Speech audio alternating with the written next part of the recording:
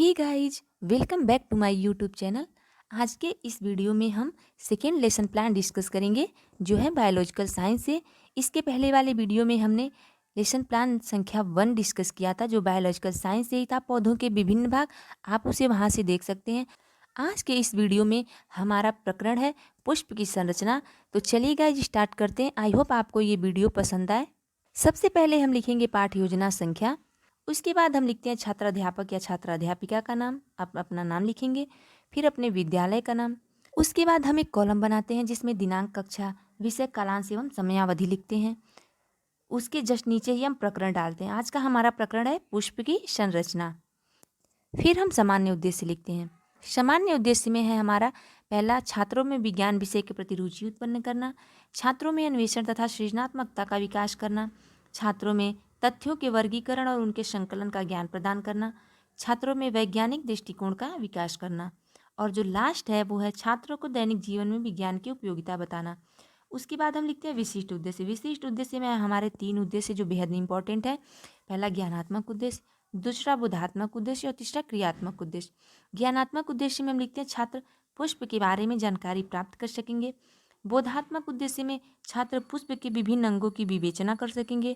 और क्रियात्मक उद्देश्य में छात्र विभिन्न प्रकार के पुष्पों की संरचना का प्रयोगात्मक अध्ययन कर सकेंगे। उसके बाद हम लिखते हैं सहायक सामग्री। हमने किन किन सामग्रियों की सहायता से शिक्षण प्रक्रिया पूरी की है। यहाँ हम लिखेंगे चौक, डस्टर, श्यामपट्ट, चार्ट पेपर आदि। उसके बाद हम शिक्षण विधियाँ लिखते हैं। शिक्षण विधियों में हमने किन किन विधियों का प्रयोग किया है। प्रश्नोत्तर विधि, व्याख्यान विधि और प्रदर्शन विधि। शिक्षण विधियों के बाद हम पूर्व ज्ञान लिखते हैं। पूर्व ज्ञान में हम लिखते हैं कि बच्चे पहले से उस चीज़ के बारे में कितनी जानकारी रखते हैं, उस चीज़ के बारे में कितना कुछ जानते हैं। तो हम यहाँ लिखेंगे छात्र अपने आसपास पाए जाने वाले विभिन्न प्रकार के पुष्पों की सामान्य जानकारी रखते हैं। उसके बाद हम प्रस्तावना प्रश्न करते हैं जो बेहद इंपॉर्टेंट होता है किसी भी पाठ योजना के लिए। प्रस्तावना प्रश्न में हम 2 कॉलम बनाते हैं। पहला छात्राध्यापक कथन या छात्राध्यापिका कथन, दूसरा छात्र छात्रा कथन। उसमें हम पहला क्वेश्चन किए हैं पर्यावरण के अंतर्गत क्या क्या आता है। बच्चे बताएंगे पेड़ पौधे जीव जंतु। उसके बाद हम पूछेंगे पौधों में कौन कौन से अंग होते हैं। बच्चे बताएंगे जड़, तना, पत्ती, फूल और फल। फिर हम पूछेंगे जड़, तना और फूल में सबसे आकर्षक क्या होता है। बच्चे बताएंगे फूल या पुष्प। फिर हम लास्ट क्वेश्चन करेंगे कि पुष्प की संरचना के बारे में आप क्या जानते हैं या पुष्प के बारे में बताइए। वहाँ बच्चे मौन हो जाते हैं, समस्यात्मक हो जाता है। तब हम उद्देश्य कथन लिखते हुए बोलते हैं बच्चों आज हम लोग विज्ञान विषय के अंतर्गत पुष्प की संरचना के बारे में या पुष्प की संरचना के विषय में विस्तार पूर्वक अध्ययन करेंगे। उसके बाद हम उसका प्रस्तुतिकरण देते हैं। प्रस्तुतिकरण में हम पहले 4 कॉलम बनाएंगे। पहला शिक्षण बिंदु का, दूसरा छात्राध्यापिका कथन का, और तीसरा छात्र छात्रा कथन का, और चौथा श्यामपट्ट कार्य के लिए। शिक्षण बिंदु स्टार्ट करने से पहले हम विकासात्मक प्रश्न करते हैं। 1 या 2 विकासात्मक प्रश्न करने के बाद ही हम कोई शिक्षण बिंदु स्टार्ट करते हैं। विकासात्मक प्रश्न में हमने पहला प्रश्न किया है कि पौधे का सबसे आकर्षक भाग क्या है। बच्चे बताएंगे कि फूल है, पुष्प है। फिर हम पूछेंगे कि पुष्प की संरचना के बारे में आप क्या जानते हैं। वहाँ बच्चे मौन हो जाएंगे। तब हम शिक्षण बिंदु लिखेंगे पुष्प की संरचना। उसके बाद उसका स्पष्टीकरण देंगे। स्पष्टीकरण में हम बोलेंगे प्रारूपिक पुष्प में उपांगों के 4 चक्र होते हैं या 4 चक्र उपस्थित होते हैं जिन्हें क्रमशः बाह्य दलपुंज, दलपुंज, पुमंग यानी कि पुंकेसर और जायांग यानी कि स्त्रीकेसर कहते हैं। सभी उपांग अक्ष पर एक निश्चित क्रम में व्यवस्थित रहते हैं। सभी उपांग जो होते हैं ये चारों एक अक्ष पे व्यवस्थित होते हैं। यहाँ बच्चे ध्यानपूर्वक सुनेंगे और यहाँ श्यामपट्ट कार्य में हम चारों उपांगों का नाम लिखेंगे बाह्य दलपुंज, दलपुंज, पुमंग और जायांग। अधिकांश पौधे में पुंकेसर तथा स्त्रीकेसर दोनों एक ही पुष्प में पाया जाता है। ऐसे पुष्प को हम द्विलिंगी पुष्प कहते हैं, जैसे कि गुड़हल का पुष्प हो गया, सरसों का हो गया और मटर का। कुछ पौधों में पुंकेसर तथा स्त्रीकेसर अलग अलग पुष्पों में पाए जाते हैं। उन्हें हम एक लिंगी पुष्प कहते हैं, जैसे कि पपीता, मक्का, लौकी आदि। यहाँ हम लिंग के आधार पर भी पुष्प का नाम लिख सकते हैं, पुष्प के प्रकार लिख सकते हैं, एक लिंगी पुष्प और द्विलिंगी पुष्प।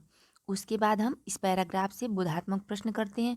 बोधात्मक प्रश्न में हमने किया है पुष्प कितने अंगों से मिलकर बना होता है। बच्चे बताएंगे कि 4 अंगों से।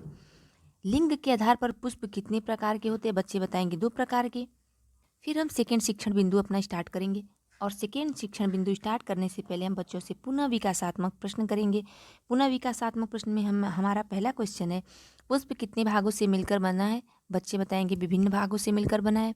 दूसरा, पुष्प के विभिन्न भागों के नाम बताइए। वहाँ बच्चे चुप हो जाते हैं, समस्यात्मक हो जाता है।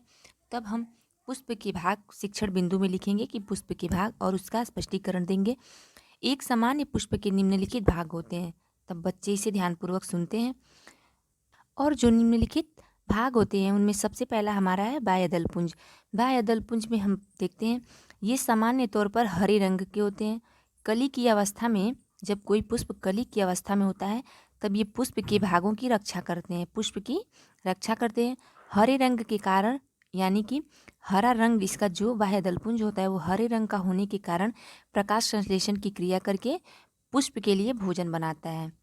उसके बाद हम सेकेंड लिखते हैं दलपुंज। दलपुंज यानी कि यह पुष्प का सबसे आकर्षक भाग होता है। ये प्रायः रंगीन होते हैं। विभिन्न पौधों में पुष्पों के दलों की संख्या व रंग भिन्न भिन्न होते हैं, जैसे कि गुड़हल में लाल और कनेर में पीला। इधर हम डायग्राम में देखते हैं, ये रहा हमारा पुष्प और ये रहा हमारा बाह्य दलपुंज जो हरे कलर का होता है, और ये रहा हमारा दलपुंज जो सभी पुष्प में अलग अलग कलर के होते हैं। फिर तीसरा हमारा हो गया पुमंग। पुमंग यानी कि पुंकेसर। पुष्प में भीतर की ओर एक धागे जैसी रचना होती है, इसे ही हम पुमंग या पुंकेसर कहते हैं। पुमंग के ऊपरी फूले हुए सिरे को परागकोश कहते हैं और परागकोश में परागकण पाए जाते हैं। पुंकेसर जो होता है पुष्प का नर भाग होता है। ये रहा हमारा पुंकेसर का डायग्राम।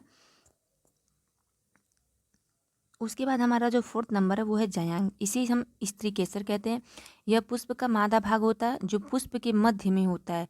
इसके भी 3 भाग होते हैं, अंडाशय, वर्तिका व वर्तिकाग्र। ये रहा हमारा जायांग का डायग्राम। ये वर्तिकाग्र, वर्तिका, अंडाशय और पुष्पासन। इस पैराग्राफ से हम पुनः बोधात्मक प्रश्न करते हैं। बोधात्मक प्रश्न में पुष्प का सबसे आकर्षक भाग को क्या कहते हैं? बच्चे बताएंगे दलपुंज, क्योंकि ये सभी पुष्प में अलग अलग कलर के होते हैं, अलग अलग रंग के होते हैं। सेकेंड क्वेश्चन है, पुष्प के नर व मादा भाग का नाम बताइए। तो बच्चे बताएंगे पुष्प का जो नर भाग होता है वो पुमंग या पुंकेसर होता है और जो मादा भाग होता है वो जायांग या स्त्री केसर होता है। जायांग या स्त्री केसर होता है। उसके बाद हम तीसरा शिक्षण बिंदु स्टार्ट करते हैं। तीसरा शिक्षण स्टार्ट करने से पहले हम पुनः विकासात्मक प्रश्न करते हैं। विकासात्मक प्रश्न में पुष्प के कौन कौन से भाग होते हैं? बच्चे बताएंगे बाह्य दलपुंज, पुमंग और जायांग। फिर हम पूछेंगे पुष्प के क्या कार्य होते हैं? वहाँ बच्चे मौन हो जाते हैं, समस्यात्मक हो जाता है। स्पष्टीकरण में पुष्प पौधे का जनन अंग होता है। इसके द्वारा पौधे प्रजनन या अपने वंश की वृद्धि करते हैं। प्रजनन का कार्य 2 चरणों में संपन्न होता है। पहला जो है परागण और दूसरा निषेचन। यहाँ हम श्यामपट्ट कार्य में लिख देंगे पुष्प के मुख्य कार्य क्या होते हैं? प्रजनन करना। और प्रजनन के 2 चरण कौन कौन से होते हैं? परागण और निषेचन। फिर हम परागण के बारे में देखते हैं। पुष्प के परागकोश में परागकण का स्त्री केसर से वर्तिकाग्र तक पहुँचने की क्रिया को परागण कहते हैं। कहने का अर्थ ये है कि जो हमारा परागकोश होता है, यानी कि जो हमारा एंथर होता है, उसमें परागकण भरे होते हैं और वो परागकण जब वर्तिकाग्र तक पहुँचते हैं तो इस क्रिया को हम परागण कहते हैं। निषेचन को देखते हैं। परागण में स्थित नर युग्मक तथा अंडाशय में स्थित मादा युग्मक का आपस में संयुग्मन होना निषेचन कहलाता है। कहने का अर्थ ये है कि जब एक परागकोश में उपस्थित परागकण जब वर्तिकाग्र तक पहुँचते हैं तो उस क्रिया को हम परागण कहते हैं, और वही वर्तिकाग्र तक जो परागकण पहुँचते हैं वो वर्तिकाग्र से होते हुए जब अंडाशय में चले जाते हैं तो वो क्रिया निषेचन कहलाती है। निषेचन के फलस्वरूप एक नई रचना का विकास होता है जिसे भ्रूण कहते हैं। अंडाशय से फल का निर्माण होता है तथा बीजांड से बीज का निर्माण होता है। ये रहा हमारा पुष्प के कार्य। पुष्प का जो हमारा मुख्य कार्य है वो है प्रजनन करना, और प्रजनन के जो 2 चरण है वो है परागण और निषेचन। उसके बाद हम पुनरावृत्तीय प्रश्न करते हैं। पुनरावृत्तीय प्रश्न में यहाँ हमने किया है पुष्प का कार्य क्या होता है। सेकेंड है पुष्प के विभिन्न अंगों के नाम बताइए, और तीसरा जो है द्विलिंगी पुष्प का उदाहरण बताइए। फिर हम बच्चों को गृह कार्य देते हैं। गृह कार्य में सभी छात्र घर से पुष्प की संरचना के बारे में लिख कर लाएंगे या पुष्प की संरचना को बना कर लाएंगे, उसका चित्रांकन करके लाएंगे। तो गाइज ये रहा हमारा आज का लेसन प्लान जो था बायोलॉजिकल साइंस से पुष्प की संरचना। आगे आने वाली वीडियो में हम और भी लेसन प्लान डिस्कस करेंगे। तो गाइज चैनल को सब्सक्राइब कर दे और वीडियो को लाइक और शेयर ज़रूर कर दें। Thank you so much guys.